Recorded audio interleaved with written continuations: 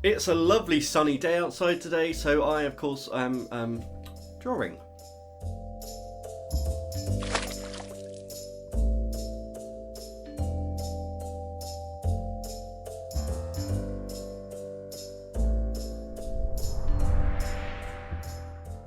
Hello and welcome back to the channel. My name's Sean, aka Uncle Frogface. If you're new here, then welcome. If you're not new, then welcome back. Today we are diving back into the world of ScrawlrBox with the Scrawler Challenge. So this is the April 2024 box. If you haven't seen the unboxing for this one, I'll leave a link, but do go and check it out because that is also where the monthly competition is now held. The monthly giveaway. Every month I'm going to be giving away a few art supplies or prints or different things each month, and it is the Scrawler unboxing video that has that, so make sure you go and check that out. But today we're actually going to be doing the Scrawler Challenge. So let's get set up. I will have a quick recap of the supplies and then I'll tell you my idea for this month's challenge, which is Hodgepodge. Okay, so here is the Scrawler box. Let's have a quick little reminder of what we've got inside. So we've got our zine, of course, and our sticker, and then our print. There we are. And then our supplies, watercolour paper, Inktense pencils, white gouache, and a paintbrush. So let's just concentrate on these for a moment. So this is hot press paper, so it's got some nice smoothness to it. It is a white bristled brush. It is a Pro Art Polar. Number 2 round brush. We've had the polar brushes before in ScrawlrBox. They're actually very nice. Might be a little bit small for what I'm attempting to do today, but that's absolutely fine. I've also got, so this is Daler-Rowney gouache in zinc white, and then yeah, Derwent pencils. So I said these are Inktense pencils. Got some very interesting colours here. So we've got brown, orange, kind of pinky red, blue, and a couple of greens. And in fact, we did swatch these out already. Here they are. These are the swatches. Had a little bit of a play around with them and rather liked the results. So I'm actually very happy with these supplies. Don't have a pencil in this, so I am going to add to this pencil. It's a Scrawler Blanks pencil, so I think that's allowed. I might give it a good sharpen. But on to today's prompt. So the prompt for the month, let me just get the Scrawler zine, is Hodgepodge, as I said. So Hodgepodge, to me, really is just a collection of anything. It's kind of randomness, it's junk, it's all bits just thrown together. And I really struggled with this one. I just didn't know what to do. I even asked my Patreon Discord for some ideas, and they sent through some lovely ideas as well, but nothing really grabbed me. And then right at the last minute, so literally last night, the night before filming this, I was thinking to myself about all of those weird fantastical creatures and how a lot of them are just a hodgepodge of different animal parts. And that, we're not talking about like ligers where you've got a lion and a tiger that mate and then you get a separate species. No. I'm talking about like fawns and centaurs and hydras and all of those cockatrices, questing beasts, all of these creatures that are just made up of bits of other animals. Now, I was born and raised in, it sounds like the beginning of Fresh Prince of Bel-Air. I was born and raised in a part of North London called Enfield. And I only found out a few years ago that Enfield is actually the name of a mythical creature. In fact, it is the creature that is on the heraldic coat of arms for the area. It's the mascot for Enfield. If you look at anything Enfield, North London, you will find this kind of red standing fox, and it's in that kind of rampant position that you get, and it's got like these eagle talons. Well, an Enfield is actually a creature, and it's made up of fox and eagle, and I think there's lion and greyhound in there as well. There's all these different things. So that is what I'm going to be doing today. I'm going to be drawing out an Enfield as the creature, and then I'm going to be using these supplies to kind of finish it off. But what I need to do now is actually get some kind of sketch down. So I'll go off camera for that and just have a bit of a play and some ideas, and then I'll come back and show you what I've got. Okay, so I thought I'd just quickly show you a very rough preliminary sketch. So this is what I've got. It's basically a fox. So I'm taking inspiration more from kind of Japanese art here. But essentially, the Enfield is made up. It has the head, the tail, and the hindquarters of a fox. It has the front claws, which are the talons of an eagle.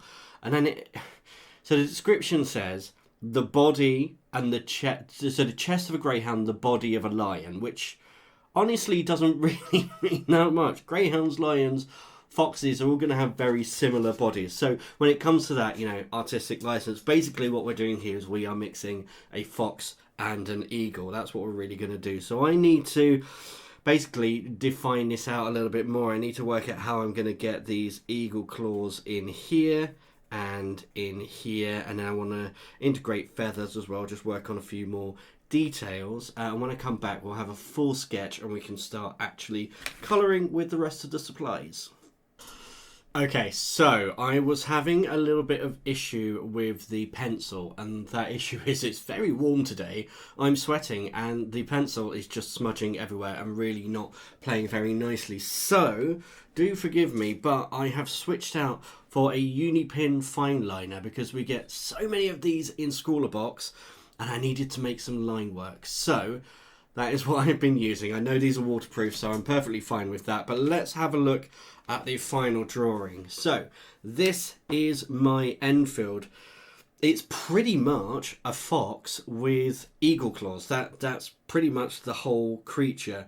I'm going to go ahead and start colouring now. So we have, let's just check.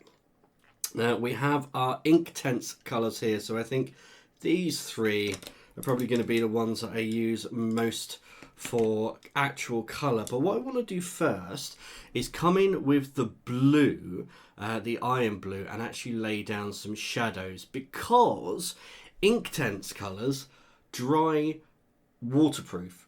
So they dry and then you can layer up over the top. So I want to put that to the test and do some blue shadows and then come in with my colours over the top. So I think what I'm going to do, blue colours, I'll come in with these colours over the top, kind of blend as we go. With the zinc white, I'm going to put in a few details. So without further ado, let's get cracking.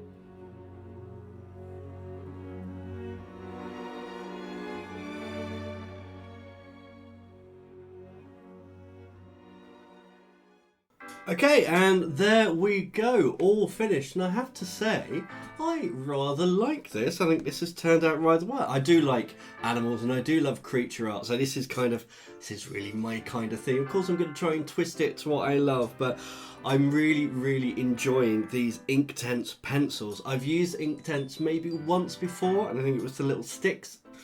And yeah, I was very new to watercolours at that point, but actually I really like the fact that you can layer these on top of each other.